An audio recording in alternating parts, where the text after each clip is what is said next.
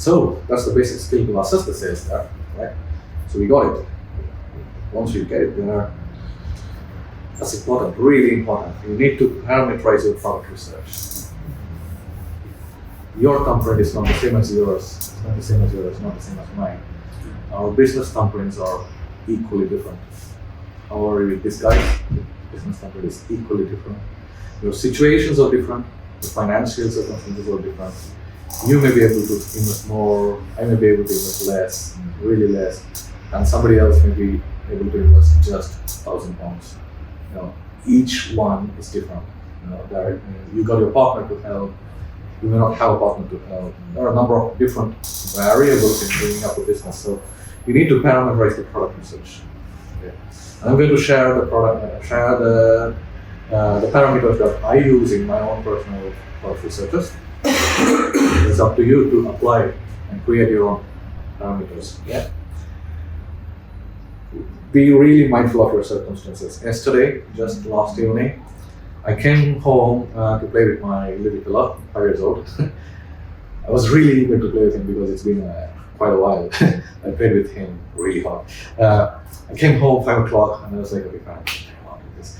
And my wife was like, you know what, tomorrow I have to send 10 boxes to Amazon. Can you just get it from the garage and put it here? Blimey. Fine. And I was raging like anything. I went there, took everything. It's really heavyweight. Some of the packages are really heavy.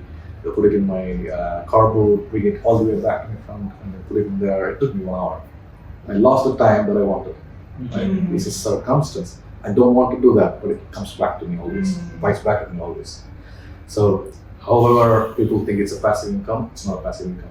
You have to put effort into it. Otherwise, if you have stuff that's brilliant, you're lucky. But most likely you're not, right?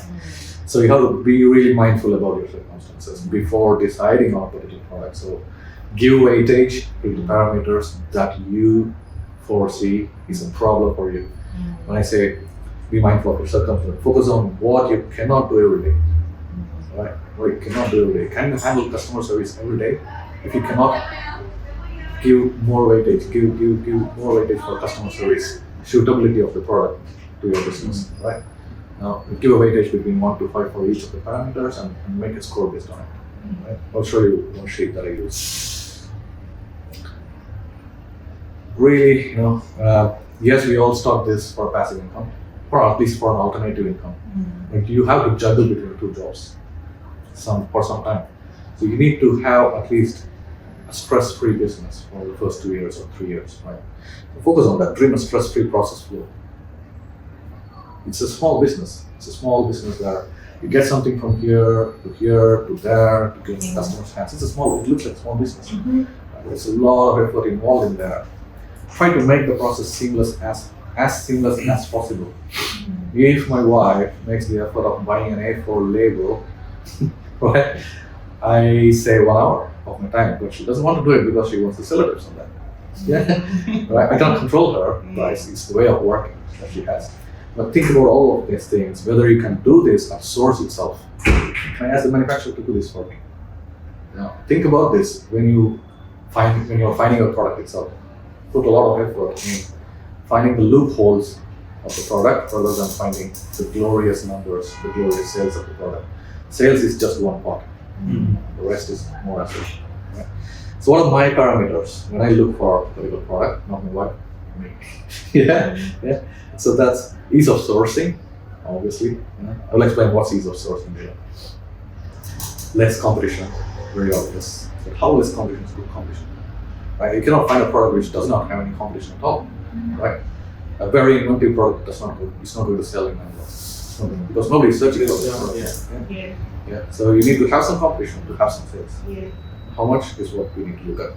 Less problem prone. I have the birthday balloons, I told you, right? The birthday banners. I have a 3.5 star rating on it. Why do you think it is? On a happy birthday, how many letters do you have?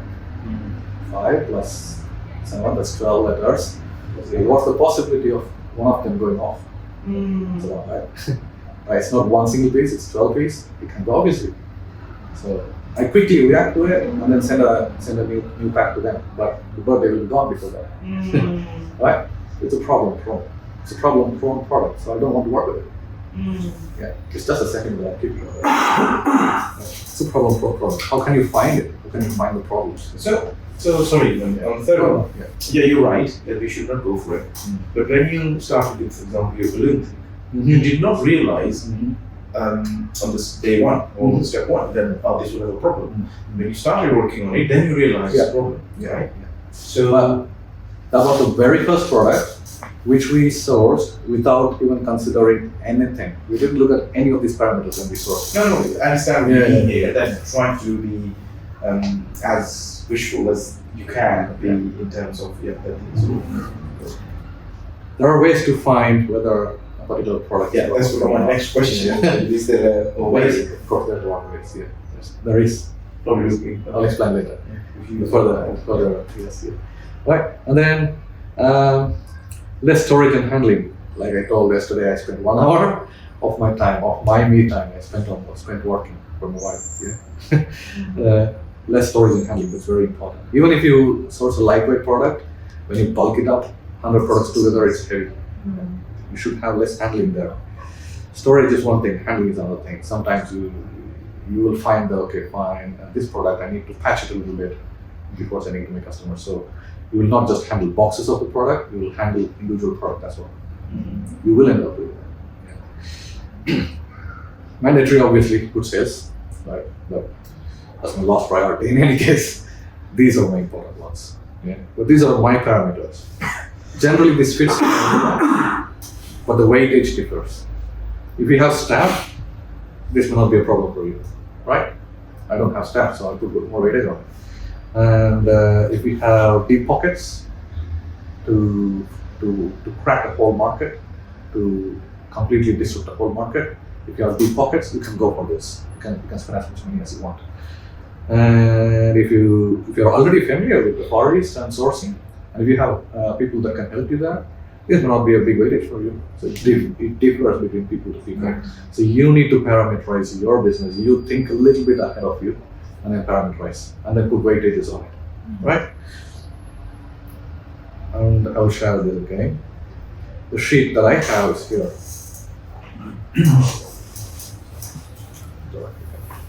What's the time? Tracking. So let's say there is a sample product that I'm tracking. The sample product is nothing but the product niche itself. It's not individual product, it's the product niche. So the product niche is what we saw. So when you say product niche is the mixing bowls, mixing bowl set, yeah.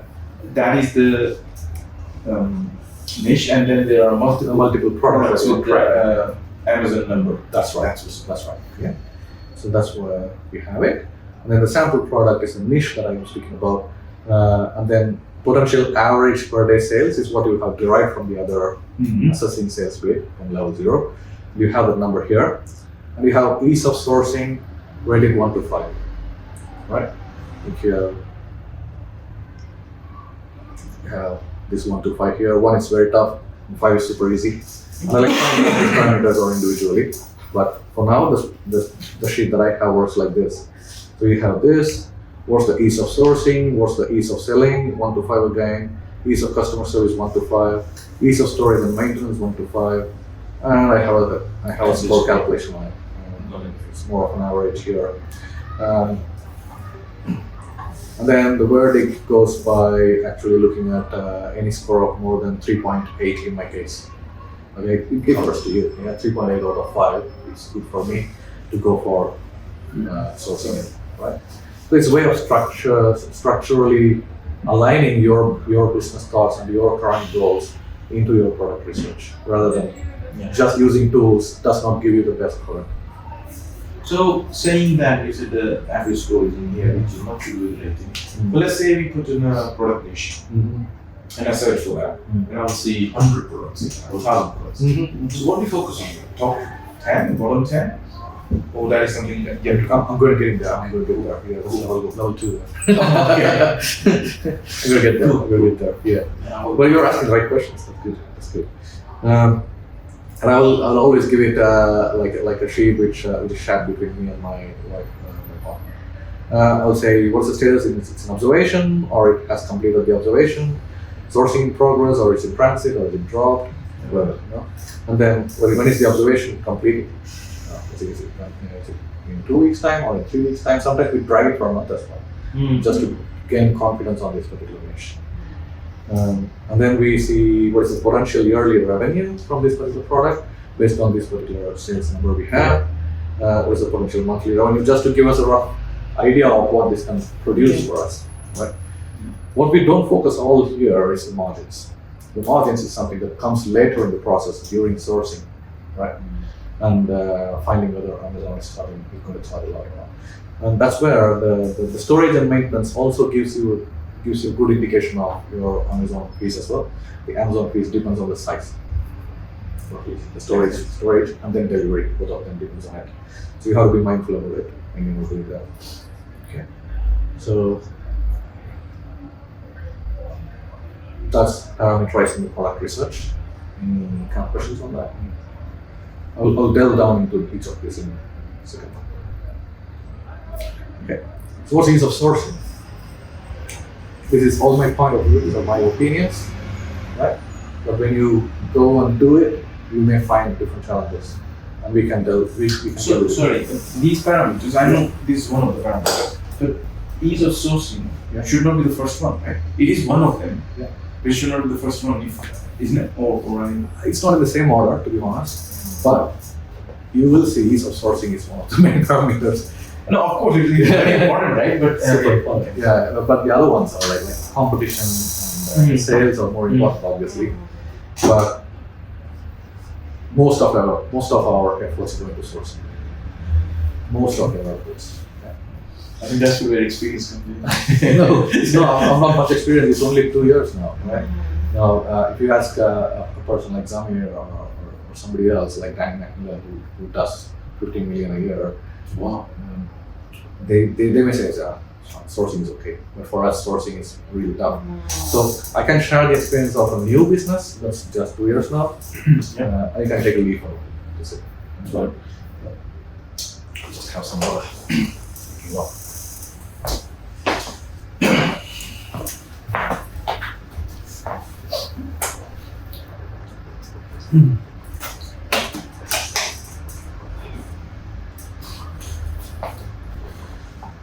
Ease of sourcing for a new business should not be much of manufacturing process. Yeah. If you are looking at a product which needs manufacturing, for example, let's take this stamp here. If you want to get an engraving of your brand on it, it's not for you. It's definitely not for you. It's not for you. It's not for you. It's not for new business. Okay. Because you want an engraving, you are asking the manufacturer that you want only 200 of this because you're testing the business, but you still need some manufacturing going through that. Right? It's the last stage of the manufacturing, but it's still a change in their pipeline, production pipeline. If that is the case, they will likely say, no, we're not doing 200. If you can order 2,000, come here, otherwise go away. That's what they say. So that's why in ease of sourcing, it's important that you should find something which does not need much of manufacturing process, or at least you need to compromise on it for now, and then you prove the market for yourself. And then when you saw the market, then you go back to the manufacturer saying, I need some change in the product. We can do, but quite later in the process. But in the beginning of the process, try to see a product which is as less manufacturing as possible, right? You can search in Alibaba, for example, mixing bowl set. You go and search in Alibaba. It's just like we did the product research in Amazon. You do a product research in Alibaba. Mixing bowl set, and mixing bowl set. What is it? Mixing bowl sets. Yeah, good at cooking. Yeah. All right, but you search in Alibaba for the particular product, see whether a similar product is available there. There's a very neat feature in Alibaba where you take a particular picture and you can upload a picture in Alibaba, and it will give you the product, it will give you the manufacturers who deal with a similar product. Right? Most likely, somebody who has listed in Amazon may have used the same picture that the manufacturers provided them, so it's there. It's all clean. Right? So you can find from there in Alibaba. And then when you search in Alibaba, what you need to look for is whether there's a minimum order quantity, whether there is any agents available. Agents are the best bet for you in the starting of your business. Manufacturer is good, but they always require minimum order quantity in thousands, not hundreds. But an agent can source anything for you. It may take a cut, but don't worry about it. Yeah, because you're being in the business, you need to prove something for yourself. Yeah. Right? You just start. So that's what you need to do. You find whether there are agents available, what's the kind of cost price in there. So from there you can assess, okay, fine, I'm selling this for £12 and this is costing me $3 or $4 per unit, and add to it some shipping cost on air freight, maybe $4 or $5 on top of what they are quoting. So based on that you make an assessment whether it is good for me sourcing or not. So you can find the cost price from Alibaba, so before even approaching them. And the other way in Alibaba, which I will go in detail in a sourcing workshop, is that you can open an RFQ. RFQ is, in plain terms, it is you just post your requirement, and there will be multiple people quoting for your requirement. They will give you different prices. You will be surprised. The range will be much massive. Somebody will say 30 cents, and somebody will say $12 or $13. You need to sniff out that, but we will cover it later in stage.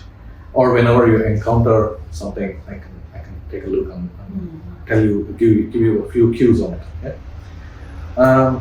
And the other area is search the wholesale within the UK. Yeah, and my very key selling product. The first few months I was sourcing locally, and I was still making a good margin on it. Is it a higher cost than Yes. overseas? Yeah, it's high cost, obviously. Difference is for my product, it's 6 times higher in the UK. Yeah, what I was able to source for £1 from China, I was giving £6 here. Right? I still was able to make good enough margin on it because there was less competition and the price was high. And my proposition was better, according to my reviews. It seems that they prefer my product than the competition. So there is good margin on it. Sorry, Frank. Was the $1 just for the product? Just for the product, Not not for shipping. shipping. And very roughly, what would it be, including shipping? Probably 30 to 40p Okay, so on units. Yeah. Because I bring a lot of products together. So I kind of corner everything to one place, and that agent puts it in the shape and that comes in. So why was your product better quality? Better quality. I solved a little problem there, and that has triggered the sales. Sorry for the endless questions. No. Are you selling your product at a higher cost than competitors? Yes. Based on that? Yeah. Because it was solving a problem and they were ready to do. I first tried just one or 2 points above my competition, seeing whether it is working or not. It was working. I increased it again. It's there. I stayed there. I tried to increase more, but it was not going well, so I reduced it down. So you find the sweet spot, but in terms of pricing, you always start with the high and then go down. That's better. Now I do that, but by then I didn't know that's the best. Because higher the margin, even if you sell less, it's fine, right? Even if you sell less than your competition, you still make good margin. At the end of the day, food on the table is all the more important than the sales numbers, right? So yes, search wholesale within the UK. If there is ample opportunity to source it within the UK, there are 2 benefits for you. One, the products will be with you in 2 days, right? So you can start the process of selling, right? And second, if there's a problem, you return it back, right? So when you're starting, let's say you source it from the Far East, and if you find the quality to be low, what do you do? It's a wasted lot. You need to find another agency. That's a prolonged process of under 2 weeks or 3 weeks in air freight, right? You find a better one, and you lost a little money that you have invested. It's not going to be a massive amount of money in the experimental phase, but it's still a money that you have wasted.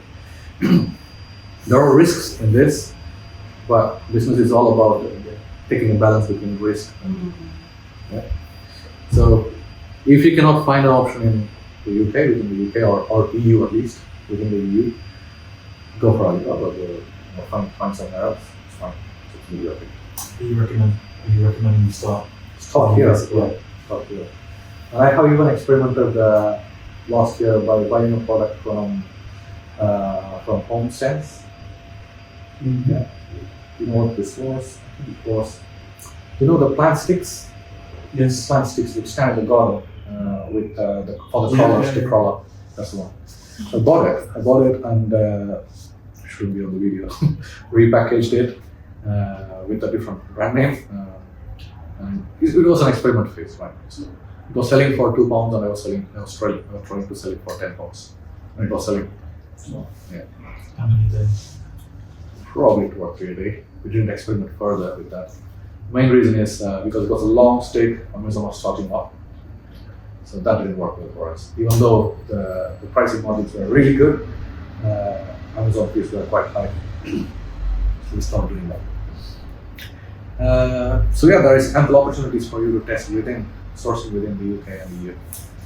So can I ask you something? Because I went to B&M to find some things, and I found a pack of mugs Okay. that looked really good, and it was selling for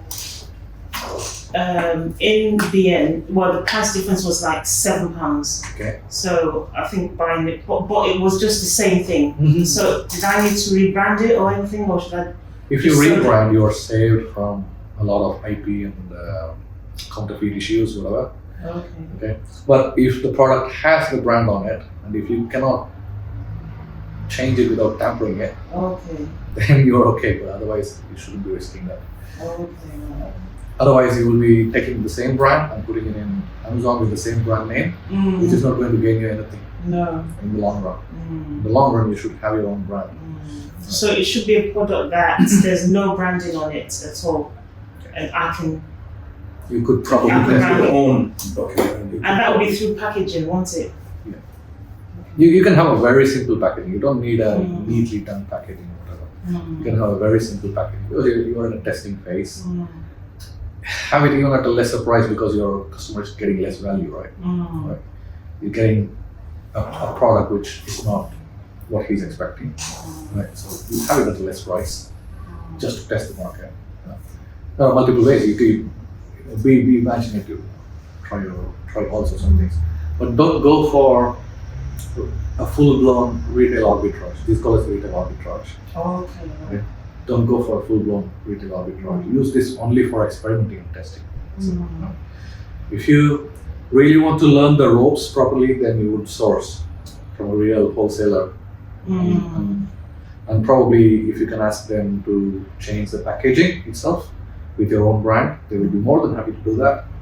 Ask them for that and they will be able to do it. So here you are saying that whatever we experiment with, 2, 3, 5 products, they should be our own brands. Yes. See to it because that's the long-term goal that you need to have. I've seen people who do £3 million a year with others brands, making 10p and 20p per item. It's not a big margin. So they're branded as that's what they're charging for. Right? Exactly. Yeah. You still make money, you still have a business, there is no doubt about it. But is that the model? There's a lot of heavyweight lifting in there. You need to have a big warehouse, you need to have staff, a lot of things. There, but for all small margins. You're making a small margin, on top of it you have business expenses. Right? If you have a warehouse in somewhere in London, you're roughly looking at paying £1,500 at least, plus business rates. Right? You don't want to be in retail arbitrage or wholesaling. Understood. Yeah. There's one way of going, but that's something which I wouldn't recommend to go into. You build a brand. I have a website now where I don't focus much on things, but it's standing second page in Google or the main keyword that I'm looking for. And I get sales from there as well organically. I don't do anything. I don't do any marketing there. What do you mean by it stands second on the Amazon? On Google page. Oh, in Google, sorry. On Google search results. Yeah.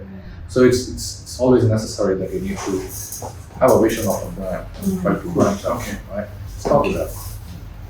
So yes, so there are multiple ways of engaging with your suppliers and getting your own branding on the products and trying to get it done legitimately rather than going and mangling the products on the market. That's one approach you would take in a desperate situation where you cannot find a supplier that can give you the products as quickly and as less price. And this is something, let's say, if you do the branding, when it's coming from UK wholesaler, let's say, then you need to do it by yourself. Yeah. Yeah. But it will be what 50 to 100 units that we were dealing with. Yeah. It's not much. But kind of, you need to be in that Yeah. mindset, right? Yeah, That of course. something is going into longer term. Yes. Yes. Got it. I still remember the days where we open a package of our key selling product, take each of them, it's 1 kg, 1 kilogram each of them. Basically. You pick that, back a label on it, then sometimes just for sampling we count the number of items. It's 100 pack, so you need to count it as well. You need to count sometimes. It was tough. It was really tough. So, but that phase has gone through. But we now have a supplier who does all it for us. Yeah, because you We've gone through that. No, but the first phase, you have to be hands-on. There's no way. All right, so yeah, test waters, as I said, contact a few of the sellers, understand minimum order quantity, the prices, the shipping charges and everything from them.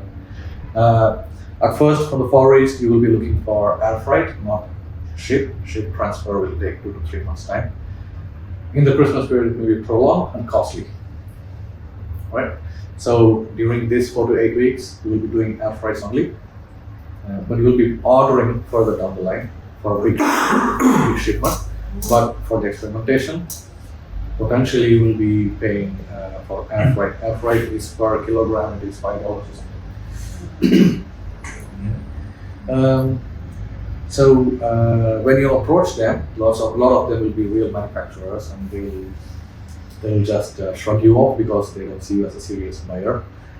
You need to be really confident in your approach, and you need to be promising them bulk orders outright. They will be saying, I'm ordering this now, within 2 months I'm ordering this. It should not be like, I'm ordering this now, can you send this please, because I will be ordering 2000 later. I'm testing the market now.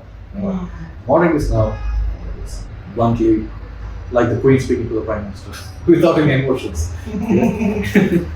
And then I'll cover more of this sourcing details into another workshop. I have lost my flair on it, but I will try to get it back because my wife deals with a lot of sourcing these days. That's just one parameter we covered, and here we are speaking about less competition. For that, you need to identify the main keywords, and the S on the keyword is very important. It's plural. It's not just one keyword. You look at least 4 to 5 keywords for the product niche that you are looking at. Mixing bowl set, that's one. What other keywords can that be? Kitchen bowls. Steel bowls. Yeah. Number of keywords that people will search the particular product for, right? So take 4 or 5 of those keywords. Keep that ready. And for those main keywords, there should not be more than 5,000 search results. Even that is very little bit of a high competition, I would say. 5,000 is ideal. It's okay. It's good to have that competition. That's fine. So when you say keyword, you're searching for all of them in one go, or one at a time? And then each should not return more than 5,000 results. Yeah. If it is more than 5,000, try to abandon it unless you fall in love with it, which is I'm quite against that kind of approach. Yeah. You abandon it. No, you don't. It's a numbers game. You want money back. You don't need to be attached to a particular product. Right? If you go to John Lewis and you like a product in there, don't try to sell it. Don't try to sell the same kind of product. Okay. You don't fall in love with that product. You see whether that product has 1,000 listings or 100,000 listings there. At least 100,000 listings, try to abandon it. Unless you see one of the sub keywords can have less number of listings. Okay. A laptop as a keyword will have 100,000 results, but maybe Asus 5904 laptop will not have 100,000 results. It will have less results, right? So you focus on the keyword. That's where deciding the keyword is very important. You decide on the major keywords and then at least 4 to 5 sub keywords. Yeah. You look at all that individually, and if at least 2 or 3 of them has less than 5,000 listing results, that's a good area for you to focus on. But in the best case, which is a gold part that everybody looks for, I still look for, is that it should display the main keyword itself, the main keyword that is mixing bowl set itself should have 2,000 to 3,000 search results only. I'm speaking about UK market, US market I can't explore. Right? In the UK market, this is the number of search results that you need to look for. And this is important bit here. There must be loss of relevance in pages 5 and above. So you have number of pages in the search result. You click through page 1, page 2, page 3, page 4, page 5. If you're looking for a mixing bowl set, at page 5, you should be looking at a bowl which is not related to the mixing bowl at all. Right? It can be a kid's bowl, right? Or something related to sports. You will see in a lot of cases the relevance will go bad towards the next pages. And if you see such a product, that's a good win. It's a really good win, right? You can observe in all that I'm saying here, there's a lot of manual and laborious work against what the tools are providing you. The tools provide you a score of 1 to 10, which is fibbling every day. But in this approach, you look at it manually, you get confidence on the product. The search results are not going to change, right? It may change 1 or 2 a day, but not massively change. It gives you a lot of confidence in doing it. Yeah? So that's one thing.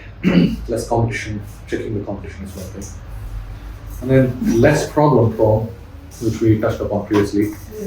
How do we find the product with less problems? You look at the reviews of the product that you are tracking, right? All the products that you are tracking, look at the reviews. If it score 4.5, 3, 2, whatever it is. If it is 2 or 3, you may be tempted to leave the product page and go away, right? But you look at the reviews. You look at the reviews which are 1 star, 2 star, and 3 star. You always look for that. And read through each one of those and see if there is a problem that you can address. Right? Then that is actually a nook that you want to go and sit on because it's a golden opportunity there. You have solved something.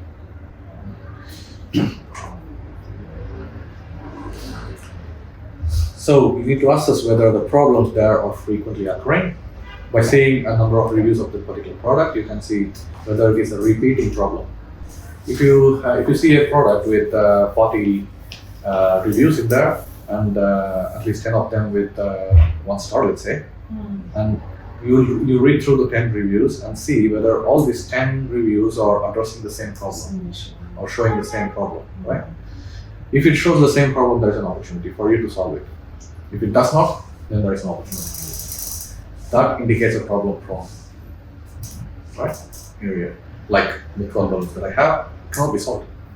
The only way to solve it is I give away 1 more set in the initial batch itself, which is a loss for me, so I'm not doing it. Right? So assess whether the problems there are frequently occurring by looking at the reviews, and assess whether the problems can be practically rectified. I will delve more into this. What is a practically rectified thing?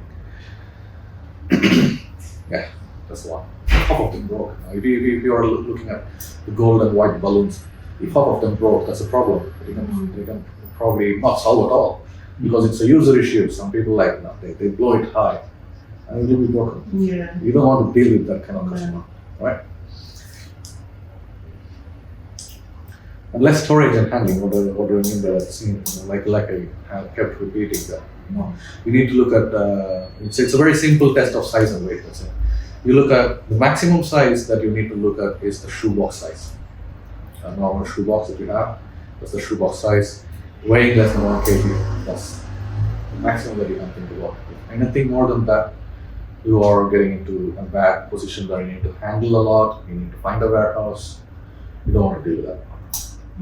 Yeah. Out of passion, we entered into a product which is 5 kilograms, and we are paying for the warehouse. No, otherwise we would have. Right? We are paying 500 pounds a month for storage these days. We don't want to do that. If we haven't gone into that product. And the most ideal is hand size. Look at this. It's a hand size product. Just a little box. Yeah. Most of the electronics are that size, but I have another point for the electronics down there. You may be working on, for example, a silicone, let's say a silicone holder for the pens. how big can that be? One. Yeah. Maybe a bundle of them, still small, right? So you can think a lot of ways of finding lightweight and smaller products. You may be able to come across one, or you can think about one, right? The ideal is to find something. Right? So this is the most ideal that you need to find. Any questions so far? Good. Let's move on.